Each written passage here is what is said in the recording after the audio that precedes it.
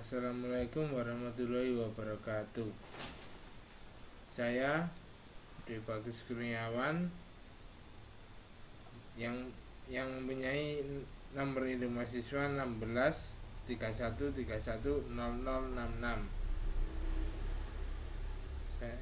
Saya akan membawakan laporan akhir tentang mengenai evaluasi simpang bersinyal di Jalan Insinyur Rais, Jalan Raya Langsep, Jalan Merganlori sampai Jalan Jubrik, Kota Malang. Latar belakang dari saya mengambil laporan ini yaitu persimpangan pada Jalan Merganlori, Jalan Jubri, Jalan IR Rais, Jalan Raya Langsep masih belum memiliki perencanaan lalu lintas yang baik, sehingga masih sering menimbulkan kemacetan. Yang kedua, maka diperlukan rekayasa lalu lintas agar tidak terjadi kemacetan. Dalam jaringan transportasi terdapat persimpangan yang merupakan titik pertemuan yang rawan terjadi kemacetan serta konflik antar kendaraan yang disebabkan oleh pergerakan arus. Diperlukan perencanaan lalu lintas yang sesuai agar lalu lintas di persimpangan berjalan lancar. Ada persimpangan jalan yang belum memiliki sistem perencanaan yang baik, salah satunya di persimpangan Pasar Mergan yang menghubungkan 4 wilayah yaitu Bandulan, Dieng, Mergan, dan Kasin. Sebagai penghubung kawasan padat penduduk, tentunya membuat arus lalu lintas pada persimpangan ini cukup padat. Dengan kondisi seperti itu, diperlukan sebuah rekayasa lalu lintas agar tidak terjadi kemacetan akibat banyaknya konflik pergerakan arus lalu lintas. Salah satu cara untuk memperbaiki sistem adalah penggunaan simpang bersinyal. Berdasarkan permasalahan, penulis mengambil judul untuk tugas akhir evaluasi simpang bersinyal di Jalan IR Rais, Jalan Raya Langsep, Jalan Merganlori, Jalan Jubri, Kota Malang. Dalam latar belakang barusan saya mendapatkan rumusan masalah, yaitu yang pertama, berapa besarnya volume lalu lintas di Jalan IR Rais, Jalan Merganlori, Jalan Jubri, Jalan Raya Langsep. Yang kedua, kapan terjadinya jam puncak di Jalan IR Rais, Jalan Merganlori, Jalan Jubri, Jalan Raya Langsep. Yang ketiga, bagaimana kinerja fase sinyal di Jalan IR Rais, Jalan Merganlori, Jalan Jubri, Jalan Raya Langsep. Yang keempat, bagaimana kinerja fase sinyal di Jalan IR Rais, Jalan Merganlori, Jalan Jubri, Jalan Raya Langsep untuk 5 tahun ke depan. Tujuan dari saya membuat laporan ini yaitu yang pertama, dapat menghitung kinerja simpang bersinyal pada Jalan IR Rais, Jalan Raya Langsep, Kota Malang yang akan digunakan dalam 5 tahun ke depan. Yang kedua, mencari alternatif untuk pemecahkan masalah yang ditempuh untuk meningkatkan kinerja simpang bersinyal untuk 5 tahun ke depan. Ketiga, dapat menghitung kinerja simpang bersinyal pada Jalan IR Rais, Jalan Raya Langsep, Kota Malang setelah diberikan alternatif perbaikan untuk 5 tahun ke depan. Tinjauan pustaka.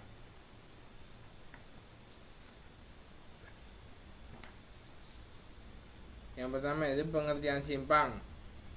Pengertian simpang adalah pertigaan simpang 3 perempatan atau yang bisa disebut simpang 4/5, biasa disebut simpang 5, persimpangan untuk bundaran, dan persimpangan tidak sebidang namun tidak termasuk persilangan sebidang dan dengan rel kereta api. Menurut Direktorat Jenderal Bina Marga 1992, persimpangan adalah bagian yang terpenting dari jalan perkotaan sebab sebagian besar dari efisiensi keamanan, kecepatan, biaya operasi, dan kapasitas lalu lintas tergantung pada perencanaan persimpangan. Persimpangan terdapat 4 jenis pergerakan arus lalu lintas yang dapat menimbulkan konflik, yaitu 1. Berpotongan crossing, di mana 2 arus berpotongan langsung. Yang kedua, bergabung merging, di mana dua arus bergabung. 3. Berpisah, diverging, di mana dua arus berpisah. 4. Bersilangan, weaving, di mana dua arus saling bersilangan. Tinjauan pustaka yang kedua, simpang bersinyal. Simpang bersinyal adalah suatu persimpangan yang terdiri dari beberapa lengan dan dilengkapi dengan pengaturan sinyal lampu lalu lintas. Tujuan penggunaan sinyal lampu lalu lintas pada persimpangan antara lain: yang pertama, untuk menghindari kemacetan simpang akibat adanya konflik arus lalu lintas. Yang kedua, untuk memberi kesempatan kepada kendaraan dan atau pejalan kaki. Yang ketiga, untuk mengurangi jumlah kecelakaan lalu lintas akibat tabrakan antara kendaraan dari arah yang bertentangan. Tinjauan pustaka yang ketiga yaitu prosedur perhitungan simpang bersinyal. Perhitungan dikerjakan secara terpisah untuk setiap pendekat. Satu dengan simpang dapat terdiri dari satu pendekat, yaitu dipisahkan menjadi dua atau lebih sub pendekat. Hal ini terjadi jika gerakan belok kanan dan atau belok kiri mendapat sinyal hijau pada fase yang berlainan. Tinjauan pustaka yang keempat, data masukan. Data masukan terdiri dari kondisi geometrik, kondisi lalu lintas, perhitungan arus lalu lintas, perhitungan rasio arus belok kanan dan arus jalan minor.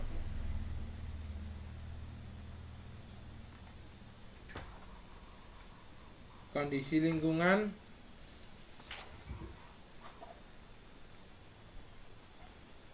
kondisi geometrik digambarkan dalam bentuk sketsa yang memberikan informasi lebar jalan, lebar bahu, dan lebar median serta petunjuk arah untuk tiap lengan simpang.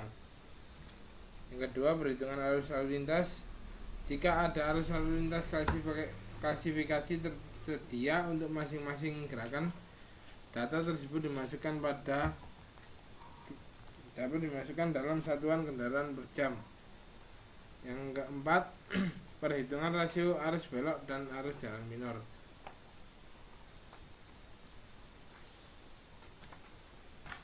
Yang kelima yaitu kondisi lingkungan.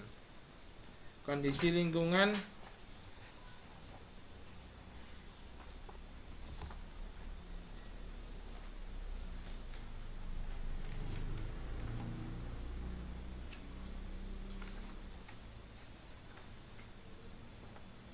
lingkungan dibagi menjadi tiga macam, yaitu yang pertama kelas ukuran kota, tipe lingkungan jalan, dan kelas hambatan samping. Yang kelima, prosedur perhitungan kapasitas.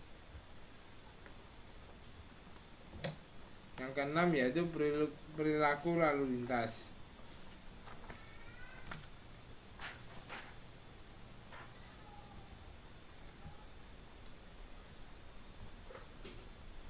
Metode penelitian. Metode penelitian dimulai dari studi literatur. Setelah dilakukan studi literatur, dilanjutkan pengambilan data.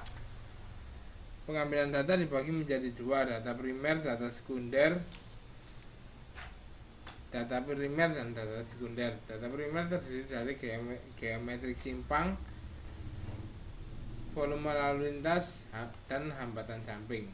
Data sekunder terdiri dari peta lokasi dan jumlah penduduk. Setelah mendapatkan data tersebut, dilakukan pengolahan data. Setelah mengolah data, dilihat skenario simpang. Jika kinerja simpang memenuhi, akan mendapatkan hasil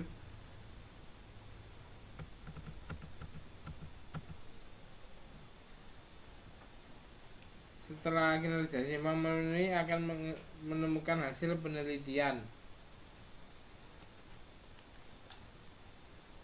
dan selesai.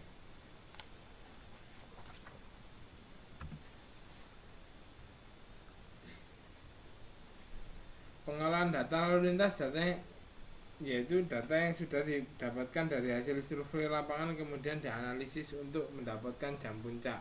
Setelah itu penentuan jam puncak dilakukan dengan penjumlahan dalam 60 menit lalu ditentukan jam puncak pada masing-masing data survei. Jadi pengolahan data cara menentukan jam puncak yaitu saya mengambil mulai jam 6:30 sampai 8:30 untuk survei yang pagi. Dari survei pagi didapatkan jam puncaknya yaitu jam 7:15 sampai jam 8:15. Dan yang kedua survei siang.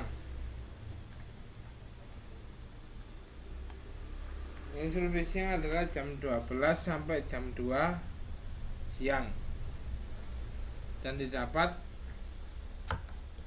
jam puncaknya yaitu jam 12 sampai jam 1. Yang ketiga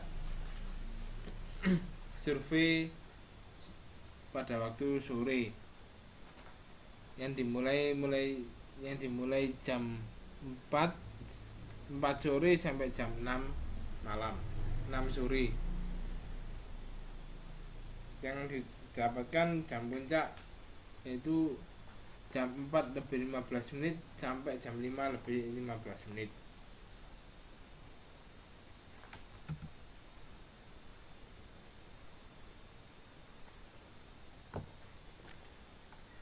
Pembahasan selanjutnya yaitu perhitungan formulir SIG 1. Perhitungan formulir SIG 1 menggunakan langkah-langkah perhitungan pada pengerjaannya. 1. Mengisi informasi pada bagian atas formulir SIG 1. Yang kedua, menggambar kondisi geometri simpang sesuai dengan di lapangan dan kemudian dimasukkan ke dalam tabel yang ada. Yang ketiga, mengisi kolom kode pendekat. Yang keempat, mengidentifikasi tipe lingkungan jalan. Yang kelima, mengidentifikasi tingkat hambatan samping. Yang keenam, median. Yang ketujuh, kelandaian. Yang delapan, belok kiri langsung.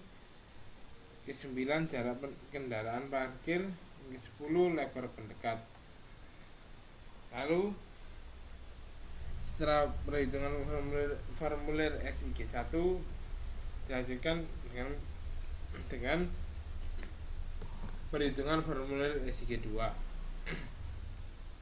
dengan langkah-langkah yang pertama, mengisi keterangan pendukung seperti pada SIG 1 pada kolom paling atas formulir SIG 1 SIG 2. Yang kedua, mengisi kolom 1 dengan kode pendekat dan mengisi kolom 2 dengan arah gerakan arus lalu lintas. Yang ketiga, mengisi kolom 3, kolom 6, kolom 9 dengan data volume lalu lintas dalam satuan kendaraan per jam sesuai dengan hasil survei lapangan. Yang keempat, mengkonversikan kesatuan SMP per jam pada kolom 8, kolom 10, kolom 11 sesuai dengan keadaan yang terjadi di lapangan. Nomor 5. Yang kelima, menghitung total kendaraan dan dimasukkan dalam kolom 12 dengan satuan kendaraan per jam pada kolom 13. Pada kolom 13 dengan satuan SMP per jam terlindung dan pada kolom 14 dengan satuan SMP per jam terlawan. Yang keenam, menghitung rasio kendaraan berbelok dan rasio kendaraan belok kanan. Yang ketujuh, memasukkan kendaraan tak bermotor yang didapat dari survei lapangan pada kolom 17. Yang kedelapan, menghitung rasio kendaraan tak bermotor dan dimasukkan pada kolom 18.